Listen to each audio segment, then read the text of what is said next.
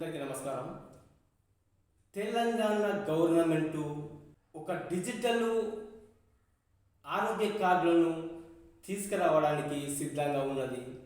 ఈ 18 సంవత్సరాలు నిండిన ప్రతి ఒక్కరూ ఈ కార్డులకు అర్హులు.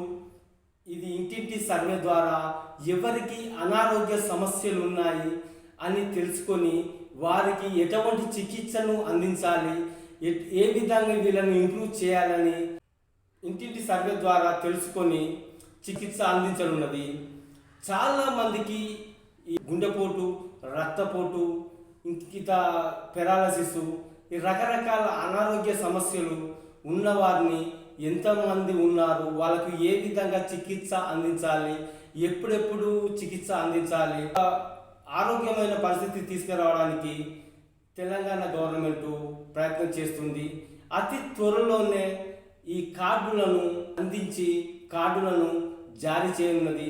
ఎవరు అనారోగ్య సమస్యలతోటి బాధపడుతున్నారు, ఎవరు ఎంతమంది ఉన్నారు, ఏ విధమైన రుగ్మతతోటి బాధపడుతున్నారు వాళ్ళు అని తెలుసుకోవడానికి ఈ కార్డులు ఉపయోగకరంగా ఉంటుందని తెలంగాణ సర్కారు నిర్ణయం తీసుకుంది.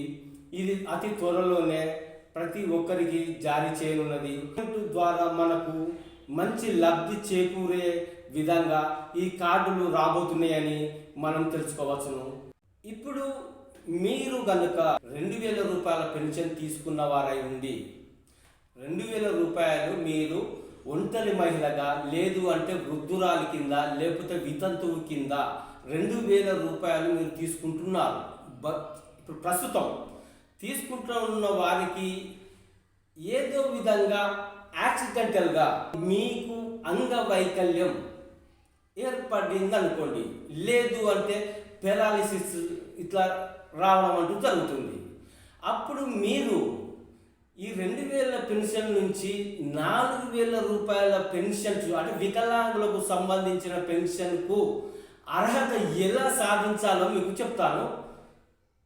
చూడండి, మీరు కనుక సిటీలో ఉండి మున్సిపాలిటీ ద్వారా మీరు ఒక లెటర్ను, ఈ ఎట్టి పరిస్థితుల్లో కూడా మీరు తీసుకుంటున్న పెన్షన్ను మీరు రద్దు చేయకూడదు. మీరు రద్దు చేసినట్టే ఆ ఉన్న పెన్షన్ పోతుంది, వచ్చే పెన్షన్ పోతుంది. ఇది రద్దు చేయకుండానే మున్సిపాలిటీ ద్వారా లేకపోతే ఎంపీడీఓ ద్వారా మీరు ఒక లెటర్ను సేమ్ ఈ 4000కు సంబంధించిన పెన్షన్లో మెన్షన్ చేస్తూ అందులో పైన డీటెయిల్స్గా మాకు 2000 రూపాయలు వస్తున్నాయి అని రాసి, మాకు ఇటువంటి విధంగా మేము వికలాంగత్వ కింద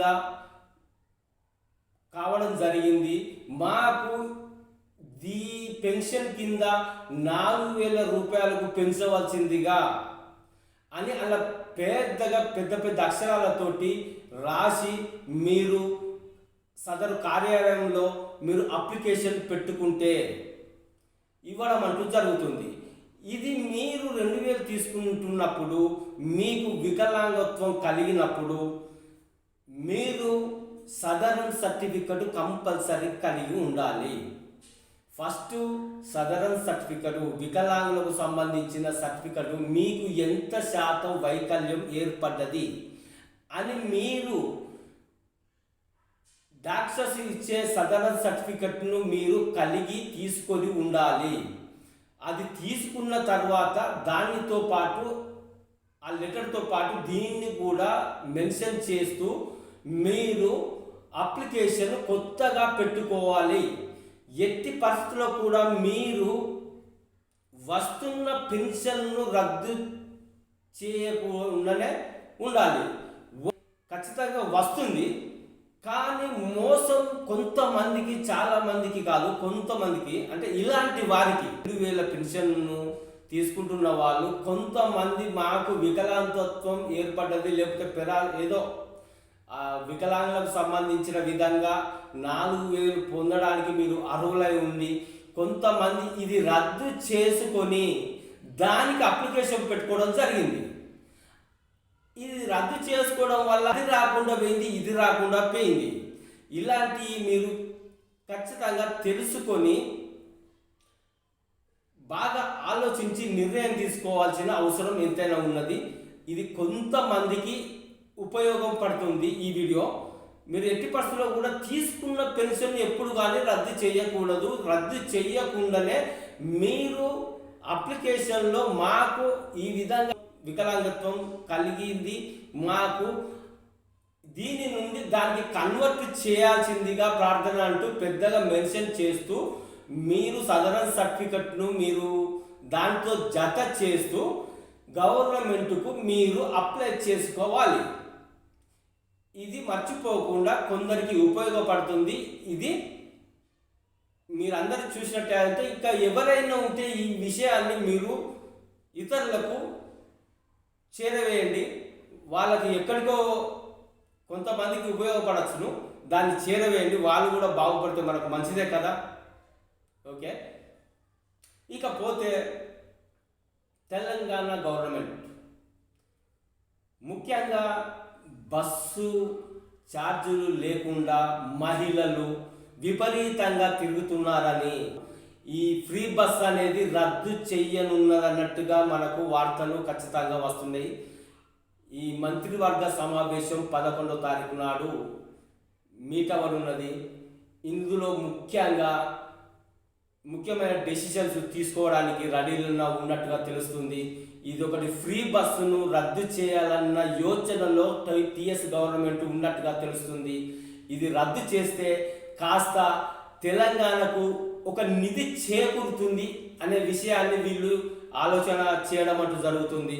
ఇకపోతే మహాలక్ష్మి కింద 2500 రూపాయలు ఇవ్వడానికి కొన్ని మార్గనిర్దేశాలను మహిళలకు ఇప్పుడు ఎవరైతే ఉన్నారో వాళ్లకు ఈ 2500 రూపాయలు ఇవ్వడం ఎందరికి ఇవ్వాలి, ఏ విధంగా ఇవ్వాలి, ఎవరెవరికి ఇస్తున్నారు, ఎవరెవరికి ఇవ్వట్లేదు అని వీళ్ళందరూ మీటింగ్ ద్వారా సమావేశమై తెలుసుకోవడానికి సిద్ధంగా ఉన్నారు.